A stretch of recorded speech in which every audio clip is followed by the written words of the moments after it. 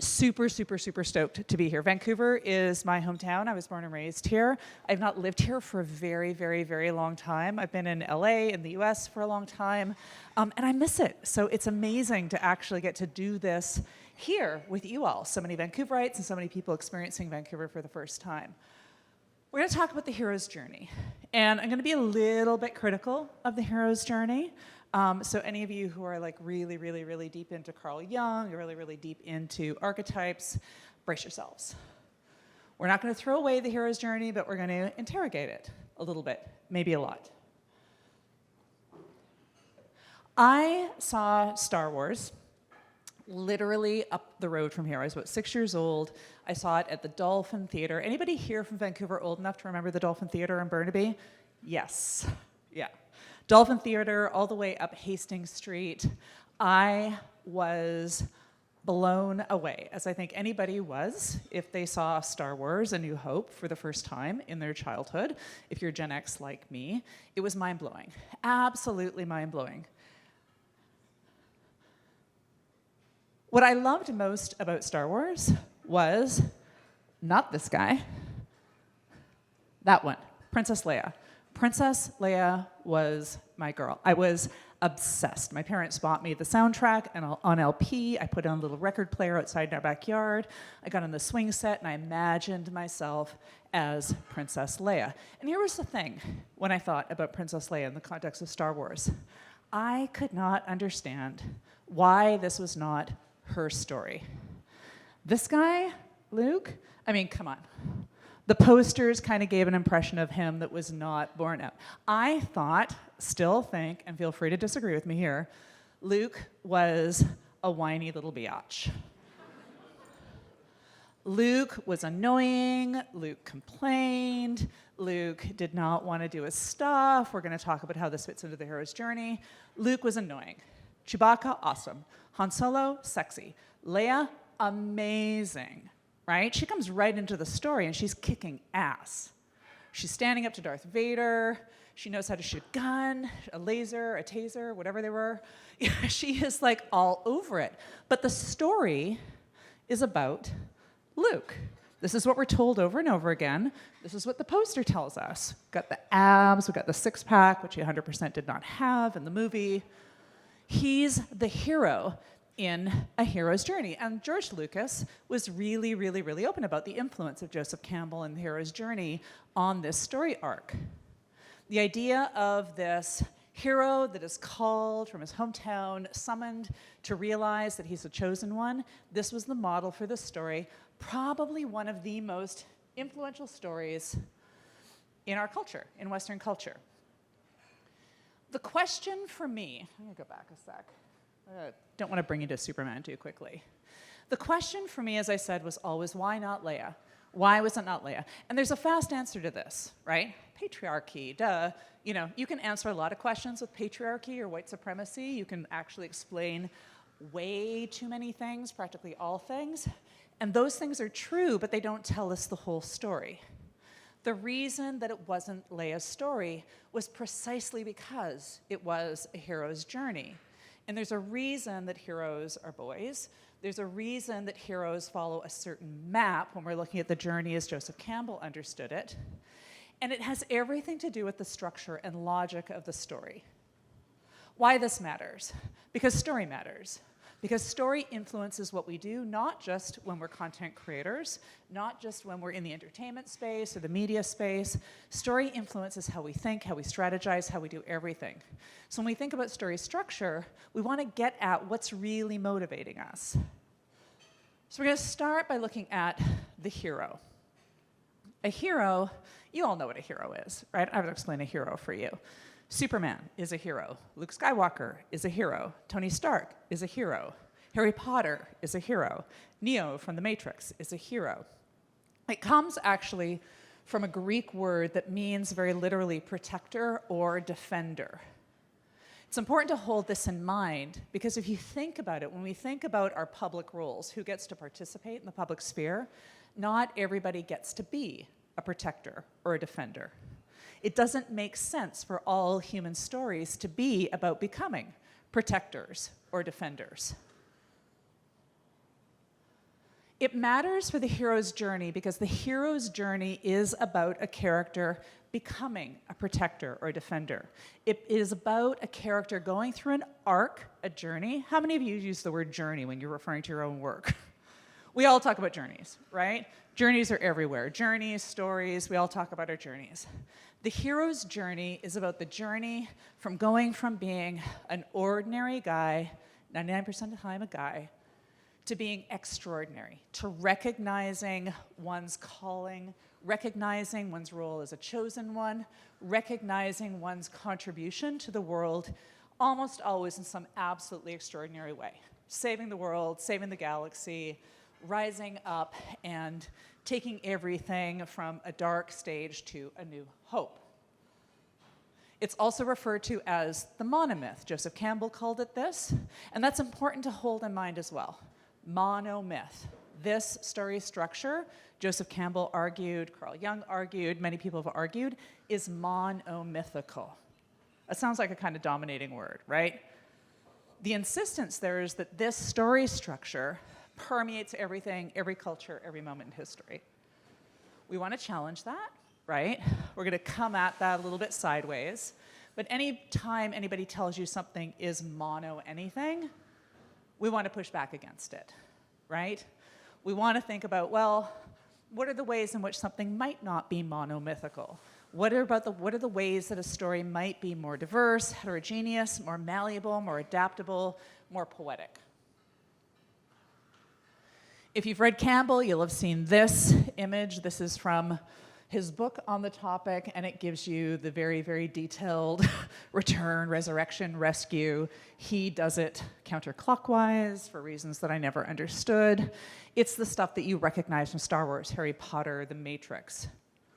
The hero is called to adventure. The hero is always reluctant. The hero always resists the call to adventure. The hero always has the opportunity to say no. The hero gets pulled in, the hero gets a mentor, the hero goes through a journey to the underworld, the hero has their trials and challenges, then the hero overcomes, and then the hero saves the world, or the galaxy, or Hogwarts, or whatever it is. You see this in almost every major Hollywood blockbuster, not all of them. We have a diversity of stories. I've been in Hollywood long enough to tell you that it's more diverse than we think it is, but nevertheless, the stories that make the most money are generally understood to be the ones. This is why Disney keeps buying them. This is why Disney bought Marvel. This is why Disney bought Lucas. This is why Disney made The Lion King. These are stories that sell. They appeal to our inner sense of wanting to be heroes, which is something that I'm going to come back to. The hero structure is important for us to think about, even if we are not creatives working in Hollywood, or even if we're not building stories or content creators, games, what have you. As I said at the top of this talk, this is important because story structures, and the hero's journey structure in particular, has shaped how we understand power. It has shaped how we understand possibility. Because it is so shaped how we think of what a journey looks like. It has shaped how we think about what it means to be extraordinary. It has shaped how we think about what it means to step out of our regular lives and show ourselves to be something more than what we think we could be. It has shaped our ideas about what it means to embrace the possible. That said, it has not done it fully equally. There are three problems, not all of which are going to have everything to do with equality. This is not going to be about inclusion. Inclusion's important. A lot of the work I did at Disney was about inclusion, was about rethinking whose stories get told, how, and why. Inclusion is important here, as I said before.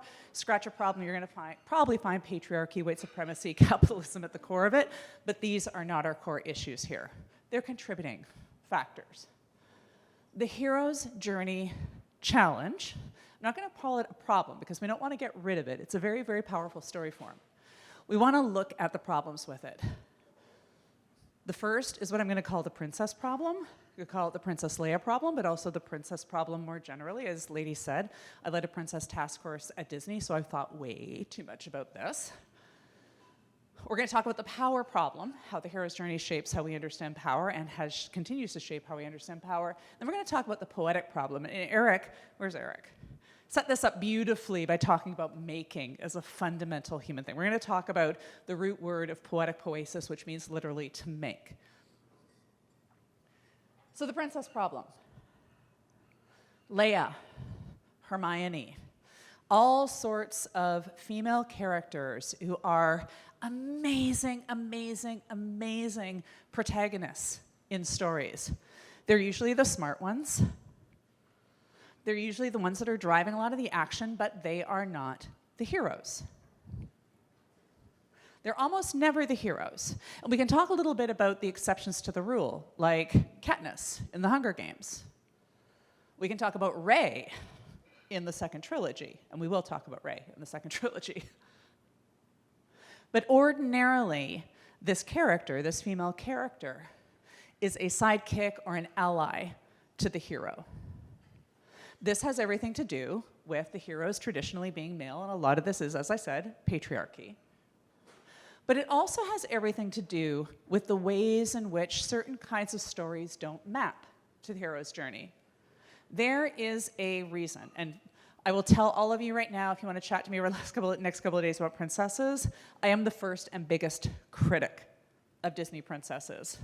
I was a lecturer in the political philosophy of storytelling. I talked a lot about what I called the Princess Industrial Complex, and then I found myself at the Walt Disney Company, very, very surprisingly, as a result of an acquisition, where I led a princess task force, and I had to think a lot about these ladies. A lot about these ladies. And here's the thing that's important to recognize. Whatever you think about their stories, about happily ever after, about how love shows up in these stories, there is a very, very common pattern that is not exclusive to fairy tales and to folklore that has female protagonists, but much, much more broadly. And that is that their stories do not track to a hero's journey. Their stories are not about answering a call to adventure. You cannot think of a fairy tale that is about answering a call to adventure. The reason why is that that is just not something that happens for women and girls, mostly, over the course of human history and across most cultures. Most women and girls have lived lives, and this actually transcends gender. We can also talk about this in the context of who participates in the public sphere more broadly. If you're an immigrant, if you are somebody who does not have any kind of public privilege, then your story, your cultural story, is not going to be one about being invited to discover your heroic powers. Your story is likely to be one about how you get, and Eric used the F word, so I will too, how you get the fuck out of your oppressive situation. Cinderella has to get out of an oppressive home. Snow White has to get away from an oppressive stepmother. You think about the exceptions to the rule. Think about Black Panther. The key reason why you can have a superhero in that world is because the whole world itself allows for a hero to move into that public sphere. Black superheroes in American culture and Western hero culture usually are the sidekick to someone like Tony Stark. They have to fight bias. They have to fight their way out of an oppressive situation. So the story arc for the girl, the woman, the immigrant, the person who does not have public privilege is not going to be this classic hero's journey where you are invited to step into your usually or often in some way divinely sanctioned role as the savior of all things. Your story is more likely to be something like this, a liberation journey. It's going to be about getting out of a situation of oppression. It's going to be about really trying to liberate yourself in some way. It's going to be about seeking aid, whether it's the woodland creatures or for a godmother. You cannot do it by yourself. Nobody unoppresses themselves by themselves. And then the end result is not saving the world, it's saving yourself. It's attaining freedom. This is why happily ever after resonates, because for most of human history, the idea that you could marry who you choose, that you could fall in love with somebody and spend your life with them was radical. A radical, radical, radical idea. The idea that, and there's still places in the world where this is true, you don't choose who you love. You can't choose to leave your home or your community. So that happily ever after, for most of human history, was a radical movement of liberation. So, the power problems. There's a couple of these, which is why I put the little s, so you know that there's not just one. The first is about saviors and saving. The second, I'm calling queen bees and wannabes, even though that's, germane to girl culture. Queen bees and wannabes, I'll explain. And what I'm calling the versus, I stole that from my son. The savior problem. Let's call this big savior energy. The hero's journey reinforces the idea that there is such a thing as a savior. Before Superman, Spider-Man, Tony Stark, Thor, all these guys, there was Jesus. There have been others. These savior individuals that come and save us, usually from ourselves. Sometimes from a great evil, usually from ourselves, doesn't matter, it's a savior. The challenge with this is that A, it aggrandizes the role of a savior, puts a lot of pressure on one person. The second is that it diminishes our own will to solve problems ourselves. If someone's coming to save us, what do we need to do?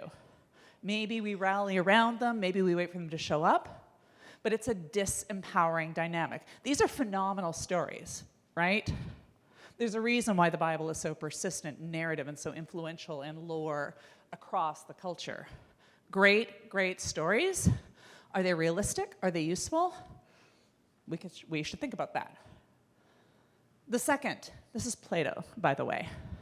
Plato was one of the first critics of the hero's journey before there was even a name for it. He was a critic of Homer, who was one of the originators of the epic heroic poem. And Plato's critique of heroic stories was that they were a bad influence, inasmuch as they made people want to be heroes. You see enough hero stories, you see how amazing they are. How many kids wielded lightsabers and wanted to be Luke Skywalker, right? I wanted to be Leia. If you're a Gen X guy, you probably wanted to be Luke. If you love Marvel, you've probably fantasized about being a superhero. It makes people want to be heroes. And that's not entirely just a bad thing, right? We can say, well, that's awesome. That's inspiring human beings to rise above whatever they think they're capable of and do more. But it also gives rise to this kind of thing, to QAnon shamans, to people deciding that they need to fight battles on behalf of whatever good or against whatever evil they perceive. This is Plato's critique. He was like, look, if everybody's reading Homer or listening to stories about epic poems of Homer, if everyone's admiring Achilles, then everyone, these are like citizen males in Athens, are going to just want to go to war and sacrifice their lives, and they're not going to want to spend time paying attention to actually good humaning things.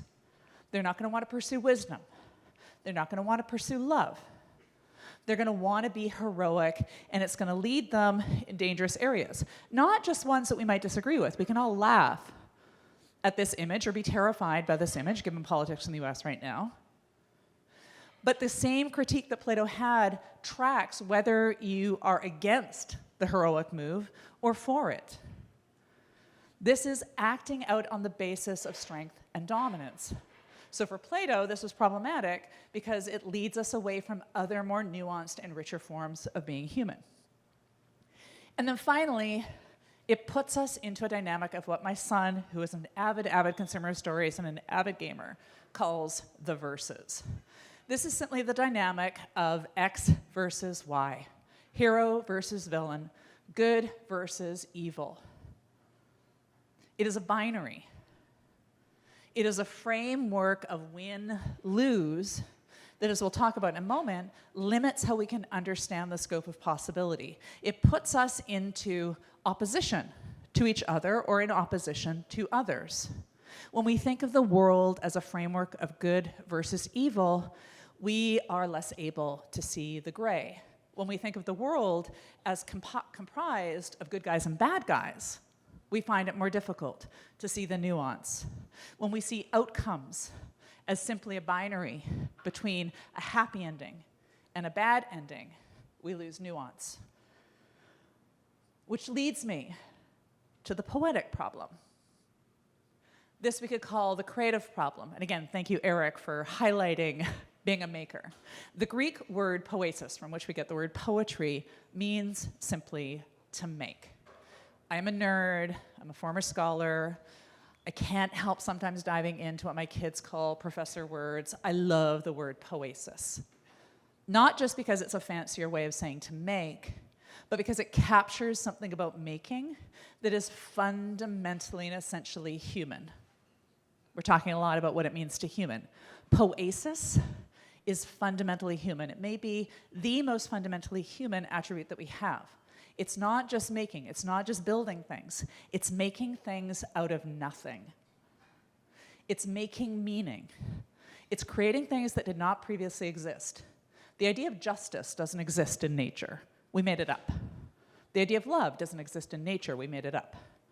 Human beings make meaning. We generate things out of nothing, and that is really fucking phenomenal. That's magical. We are not map-following beings. We do it. We like maps. We like order. But our most fundamental human characteristic is that we make things out of nothing. We make shit up. The hero's journey, and I will argue by extension, most really fixed and firm story structures inhibit our poetic instincts and impulses. They limit the horizons of poetic possibility, and they do it in a handful of ways. One is that they limit the horizons of possibility of our moral imaginations. That is to say, they limit the expanse and extent to which we think about why we might do something. If we think about it just in the context of story terms, it's limiting our conception of why this story. What are we aiming at with this story? What does this story aim to achieve or inspire? When you're working within the constraint of a fixed story structure, you're limited. This is not to say we want to get rid of story structures. This is to say we need to be aware of the ways that they can be limiting to our imaginations. Another way, they limit our social imagination. They limit how we think of who gets to participate. They limit our assumptions about who gets to participate. Most people, when they think of the hero's journey, don't think of it as a male, white story structure, but it is. It reflects a certain kind of lived experience that is, if not exclusively, pretty predominantly exclusive to a certain kind of human experience that is delineated by race and by gender and by citizenship. Third, it limits our optimistic imaginations. It limits how we think about outcomes. If the only outcome we can imagine is saving the world, being a savior, then that's what we're going to orient ourselves to. We're not going to orient ourselves to a more humble outcome, or we're less likely to orient ourselves to a humble outcome. We are aimed at, we want to be the Tony Stark of what we do. We want to be Batman, right? We want to be Luke Skywalker, we want to be Han Solo, we want to be one of those characters. We want stories that yield epic, successful, overcoming outcomes. And then fourth, it limits our creative imagination. It limits how we think of how. When we're limited by a dominating story structure, we're limited by the frameworks that we have for imagining how else we might follow a path, or, more fully, whether we might just make our own path, whether we might carve a trail all on our own, rather than trying to fit the story or the journey onto a prescribed map. This is actually in BC, Cranbrook. Got to do a little bit of home province support. When we stay focused on maps, when we stay committed to following maps, when we tell ourselves that there is a right map, that there is a most successful map, that there is a blueprint for success, and everyone here, I'm sure, has had this experience. There are blueprints, there are strategies, there are ways of thinking about certain things that have proven success. And that's great, we should pay attention to those. But if we're dogmatic about it, if we say we really should overinvest in this blueprint, this map, it limits our ability to see outside the map It causes us to just want to stay on the trail or stay home. It gives us what we might think of as the Lord of the imagination, right? A dominating story arc that tells us, here is the best way to think about good versus evil. Here is the best way to think about how we overcome human challenges. Here is the best way to think about how we advance ourselves in the world. Here's the best way to think about how we rethink the future. This matters because we believe in story. I'm just going to make this assertion full out. We believe in story more than we believe in God. I'm not going to make any assessments or judgments about what your faith might be or lack of faith might be. But when we think about what human beings believe in, we believe in the arc of stories more than we believe in almost anything else. You think about how you respond to the news, how you respond to the ways of the world. We want there to be happy endings. We get frustrated when there are not happy endings. We get frustrated when the bad guys seem to prevail because it seems wrong to us. The moral arc of the universe, we think, is supposed to incline towards justice and happy endings. And that frames how we think about how we're going to act and how we're going to collaborate. And if we're thinking about that in the context of just being heroes, I argue that we're overlooking the nuance of what it might be to be human. That when we put heroing over humaning, we are thinking more about how we prevail in a very specific story arc or story structure rather than how we fumble our way forward. How we get by without a map. So my suggestion, the thing that I'm trying to convince you of as I go through this, is that we want to get away from, we don't want to get rid of it entirely, but we want to put in its proper place the act of what I think of as narrative orienteering. That is to say, finding stories on maps, putting stories into structures, thinking about how the structures map to certain tried and true directions, and move more towards what I call narrative imagineering. That is to say, making shit up. Building out of our imaginations and throwing away the maps. See the crumpled up maps? Crumple them up.